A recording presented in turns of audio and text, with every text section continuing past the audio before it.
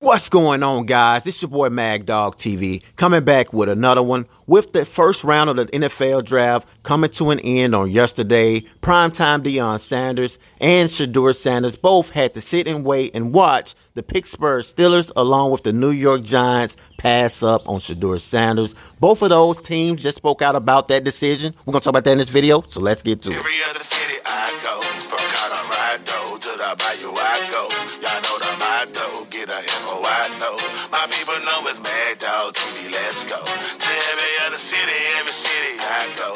From Colorado to the Bayou I go. Y'all know the motto, get a info. For 2 full months, the NFL has been talking about Shedeur Sanders being the favorite to be one of the top 5 quarterbacks in this year's 2025 NFL draft, despite him going to multiple workouts with the New York Giants, along with a 5-hour meeting with the Pittsburgh Steelers, let alone them having only 2 quarterbacks on their roster. They both have passed up on Shedeur Sanders in the first round, which brings a lot of questions around the social media fan base, wondering why both teams did not take Shedeur Sanders. I have the video clips of the New York Giants GM speaking out about his decision of trading back up to take Jackson Dart, along with Mike Tomlin, Pittsburgh Steelers head coach, speaking out about why they passed up on Shedeur Sanders and taking a defensive tackle. I'm going to play both of those video clips and let you guys see it, and then I'm going to give you guys my thoughts as we continue this video. We traded back for Jackson, fired up to get him. We went through an extensive quarterback process. It started as far back as last May in terms of evaluating the quarterbacks, and Dave's and I have been through this quite a few times. And at the end of the day, we're fired up to have Jackson Dart, as part of the organization, and look forward to working with him. You pointed out to us on Tuesday, you only have 2 quarterbacks on the roster. You wanted to have 4 when you get to Latrobe. Were you at all tempted to go QB with only 1 guy off the board by the time you got up to 21? We were on the clock. We got the player that we wanted. Omar, you hit the offensive line hard the first 2 years you're here, flipping over to the defense. Is that obviously the plan when you took over here, to hammer those 2 areas? Yeah, you guys have heard me talk about the big guys on both, and that just doesn't apply to the offensive side, obviously. So, we same thing. Defensive side, there was an opportunity, and those big guys they're not easy to find, and when you have the opportunity to get a good one, we're going to get them. Once you got to 21, was there a deliberation? Did you go over it, or did you just say, wow, here we are, here's our guy? Yeah, we knew before it was easy. He was there. We were taking him.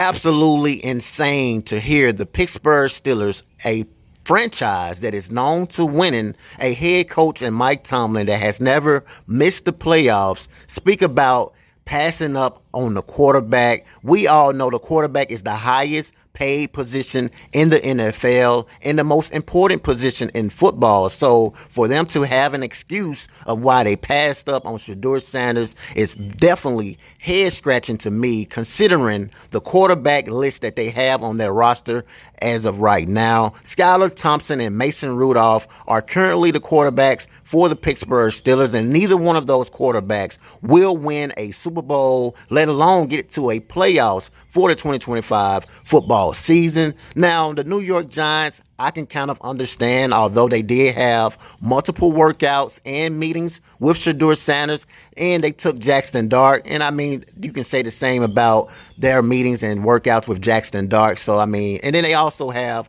Russell Wilson along with Jameis Winston on their roster. So they're not losing anything in regards to their decision. But to see the Pittsburgh Steelers and the New Orleans Saints, with us knowing Derek Carr actually got injured, pass up on a quarterback, absolutely insane in my personal opinion. But I actually think these GMs are trying to humble Shedeur Sanders, and he's a Sanders, and they actually, sometimes people just don't like the fact that to see a black young man that is very confident in regards to his persona. But I hope I'm wrong. I hope that one of these 2 teams actually sign Shedeur Sanders on today, and then we all will be talking about him being signed. But even then, in my personal opinion, I feel like Shedeur Sanders should have been taken first in this year's first round NFL draft. He's the better quarterback, has the highest completion percentage, have been able to withstand adversity twice playing at Jackson State, HBCU, bringing that football program back, along with taking a 1-11 football team in the Colorado Buffaloes and making them relevant again. I mean, come on now.